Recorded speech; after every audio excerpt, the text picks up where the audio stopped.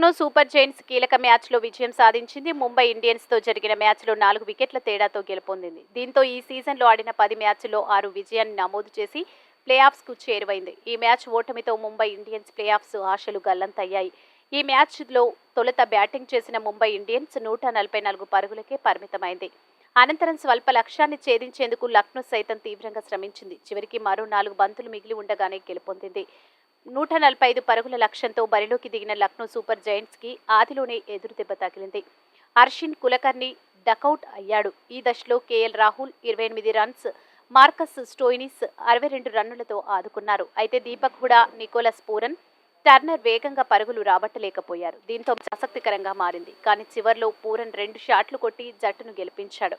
ముంబై బౌలర్లలో హార్దిక్ పాండ్యా, మహమ్మద్ నబీ, జస్ప్రీత్ బుమ్రా, గెరాల్డ్ కొయెట్టి ఒక వికెట్ తీశారు.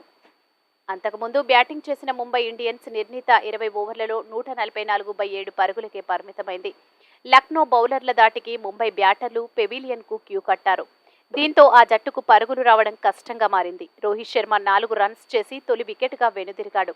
ఆ తర్వాత సూర్యకుమార్ యాదవ్, తిలక్ వర్మ, హార్దిక్ పాండ్యా డకౌట్ కావడంతో ముంబై ఇండియన్స్ 27/4తో నిలిచి కష్టాల్లో పడింది. ఈ దశలో ఇషాన్ కిషన్తో పాటు ఫదేరా, టీమ్ డేవిడ్లు అందుకున్నారు. దీంతో ముంబై ఇండియన్స్ జట్టు స్కోర్ను 144 పరుగులకు చేర్చింది. లక్నో బౌలర్లలో Mohsin Khan 2, Marcus Stoinis 1, Naveen ul Haq 1, Mayank Yadav 1, Ravi Bishnoi 1 wicket పడగొట్టారు. ఈ మ్యాచ్ ఫలితంతో ఆడిన 10 మ్యాచ్ల్లో 6 గెలిచిన లక్నో పాయింట్ల పట్టికలో 3వ స్థానానికి చెందింది. 10 7 మ్యాచ్లు ఓడిన ముంబై 9వ ప్లేస్కు పరిమితమైంది. దాదాపు ప్లేఆఫ్ నుండి బయటకు వచ్చేసింది.